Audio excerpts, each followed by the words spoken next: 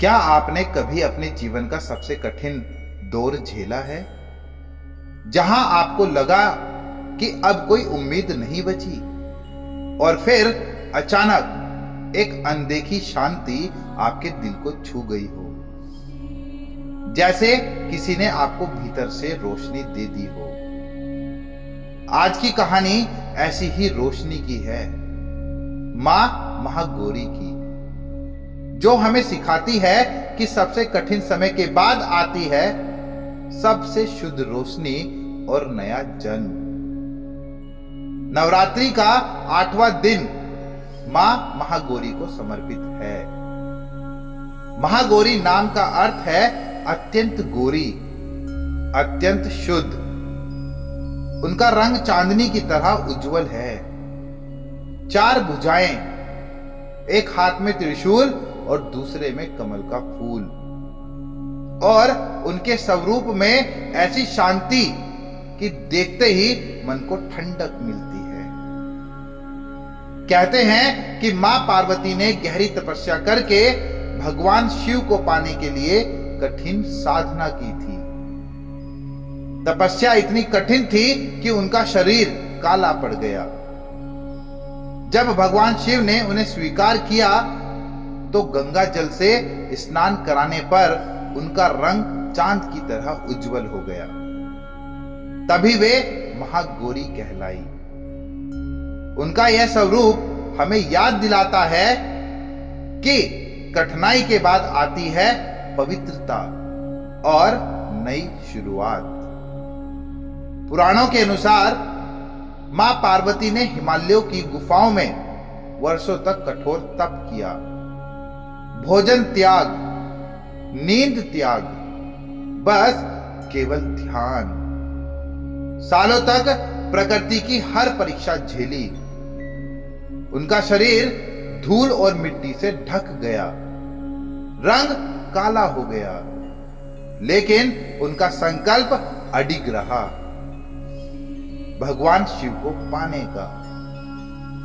आखिरकार उनकी तपस्या से प्रसन्न होकर भगवान शिव प्रकट हुए और उन्हें स्वीकार किया। फिर गंगा ने उन्हें स्नान कराया और उनका रंग उज्जवल चांदी सा हो गया।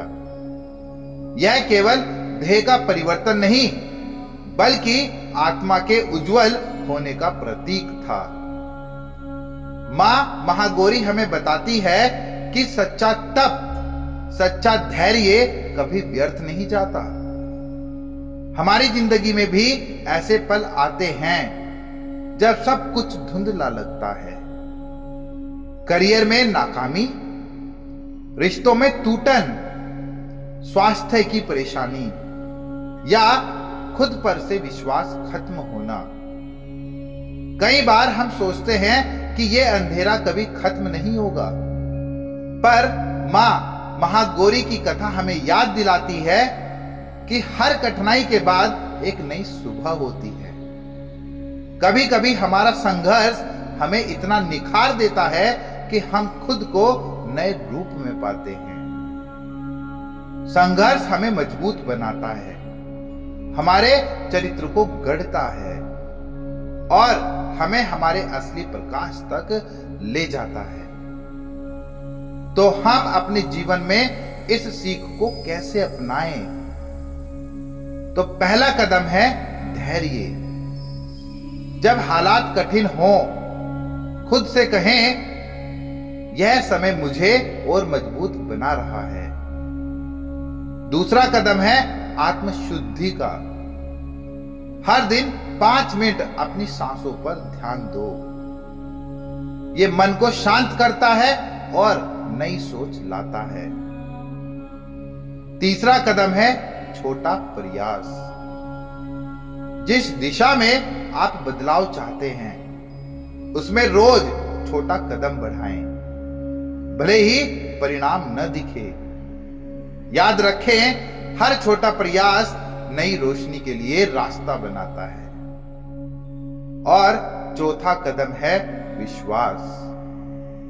जैसे मां पार्वती ने वर्षों तक तप किया, वैसे ही हमें विश्वास रखना चाहिए कि हमारी मेहनत और नेक इरादे का फल जरूर मिलेगा। मां महागौरी का उज्जवल रूप हमें बताता है कि शुद्धता का मतलब सिर्फ बाहरी नहीं, बल्कि दिल और विचारों की पवित्रता है। जब हम ईमानदार रहते हैं तो समय चाहे कितना भी कठिन हो, हमारी आत्मा की रोशनी कभी कम नहीं होती।